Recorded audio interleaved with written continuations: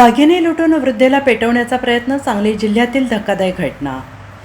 आटपाडी शेटफळे तालुका आटपाडी येथे 85 वर्षीय वृद्ध महिलेला गंभीर अपाय करून तिच्या अंगावरील सोन्या चांदीचे दागिने लुटल्याची धक्कादायक घटना 30 जून रोजी पहाटे 2:30 वाजता घडली। या प्रकरणी अज्ञात चोरट्यांविरोधात आटपाडी पोलीस ठाण्यात गुन्हा दाखल करण्यात आला असून एकूण 45,000 रुपयांचा ऐवज लंपास झालेला आहे। याबाबत विठ्ठल मारुती जाधव, वय 56, व्यवसाय शेती, मूळ राहणार शेटफळे, सध्या राहणार लेंगरेवाडी, तालुका आटपाडी यांनी फिर्याद दाखल केलेली आहे। पोलिसांनी दिलेल्या माहितीनुसार फिर्यादीची आई मालन मारुती जाधव, वय 85, 30 जून रोजी पहाटे लघुशंकेसाठी उठून परत घरात जात असताना अज्ञात चोरटा त्यांच्या पाठीमागून घरात आला। त्याने वृद्ध महिलेला धक्का देऊन खाली पाडले, तिचा हात ओढला, छातीत लाथ मारून तिच्या अंगावरील सोन्या चांदीचे दागिने जबरदस्तीने काढून घेतले। वृद्ध महिलेनं आरडाओरडा सुरू केल्यानंतर आरोपीने तिला जिवे मारण्याच्या उद्देशाने अंगावर रॉकेल ओतले आणि काडीपेटीने पेटवण्याचा प्रयत्न केला। यात त्या जखमी झाल्या।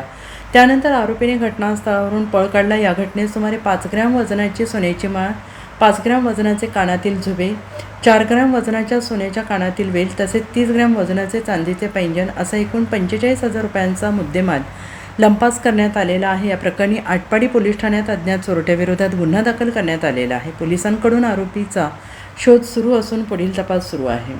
Bureau report, SBN Marathi, Atpadi.